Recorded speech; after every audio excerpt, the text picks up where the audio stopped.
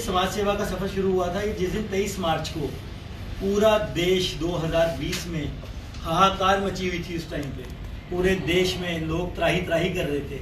उस दिन हमें भगवान की तरफ से एक ब्लेसिंग्स मिली कि जहां पर लोग अपने घरों में डर के बैठे हुए थे, हमने उस दिन एक लंगर सेवा का शुरुआत की और उस दिन से हमने शुरू किया। जितनी भी हमारे पास रिसोर्सेज थे उन रिसोर्सेज को हमने यूटिलाइज करके लंगर सेवा लोगों के घर, मतलब उसमें हमें पुलिस के द्वारा बहुत योगदान दिया गया। हमने प्रॉपर हर चीज़ का अपना देख रेख करते हुए, मास्क वेयर करके, अपना हर चीज़ देखते हुए लोगों के बीच में राशन सेवा शुरू की, राशन देना शुरू किया।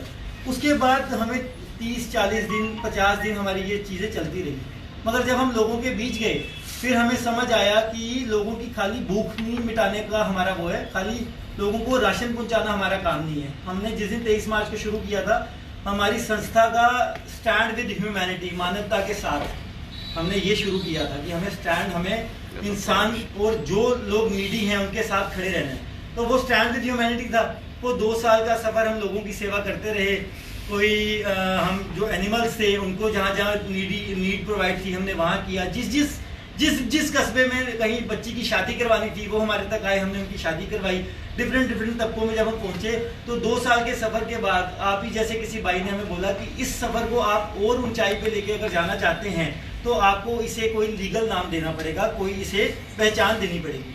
तो फिर गवर्नमेंट ने हमें ऑथराइजेशन दी। हमने अपनी एक NGO रजिस्टर की, स्टैंड विद ह्यूमैनिटी फाउंडेशन। इस NGO के बैनर के नीचे अब हम यहाँ पे अपना क्या कहते हैं सोशल एक्टिविटीज़ करेंगे और आप लोग हमें गाइड करेंगे कहाँ कहाँ हमारी नीड है। मैं बीच में थोड़ी सी बात रोकता हुआ अपने लोगों सारे जो मेरे बड़े बैठे हैं उनकी इंट्रोडक्शन जो शुरू में करवानी होती है वो करवा दूँ। ये हमारे बीच एक्स डायरेक्टर विजिलेंस बैठे हुए हैं रमेश जी। ये मेरे फादर साहब चेयरमैन तालाब किलो ट्रेडर एसोसिएशन। ये जनरल सेक्रेटरी राकेश गुप्ता जी, तालाब किलो ट्रेडर एसोसिएशन।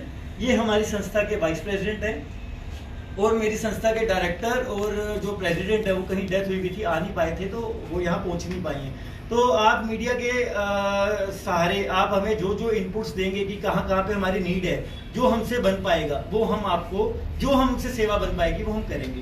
तो मैं चाहता हूँ कि डायरेक्टर साहब कुछ बोलें।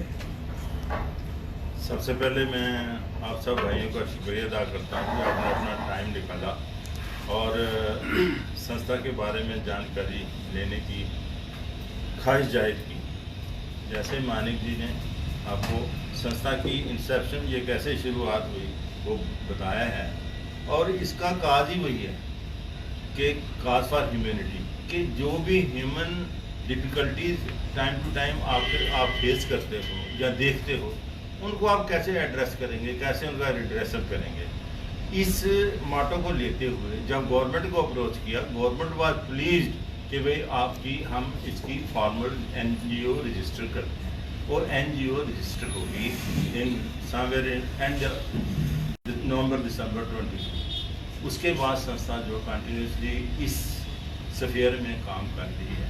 हम तो हर एक जनरल मासिस को चाहते हैं कि वो हमारे को अप्रोच करें कि भाई उसमें वहाँ पर ये टेक्निकल प्रॉब्लम खड़ी हुई है जिसमें ह्यूमन लोगों को सफरिंग्स आ रही हैं, उसके लिए हम जाने के लिए तैयार हैं, करने के लिए तैयार हैं। लेकिन एक साथ में ये भी चीज़ है, अनलेस जनरल सपोर्ट हमें नहीं होगी, हम लिमिटेड रिसोर्सेज के साथ जितना भी बन पाएगा हम तो करेंगे।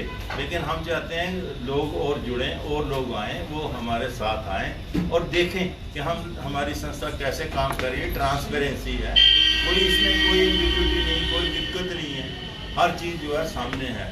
और रिसेंटली हम लोगों ने, हमारी संस्था ने डिसाइड किया कि जैसे अब अमरनाथ यात्रा शुरू हो रही है, उस यात्रा में हम यात्री मौसम को देखते हुए यात्रियों के लिए एक drinking water facility up till यात्रा के शुरू से लेकर आखिर दिन तक हम वो प्रोवाइड करेंगे फ्री, उनको हम देंगे। हमने गवर्नमेंट को भी अप्रोच किया, हमने DC साहब को भी पूछेंगे, SSP साहब को भी कहेंगे कि हमें ये स्टॉल लगाने की फैसिलिटी दी जाए।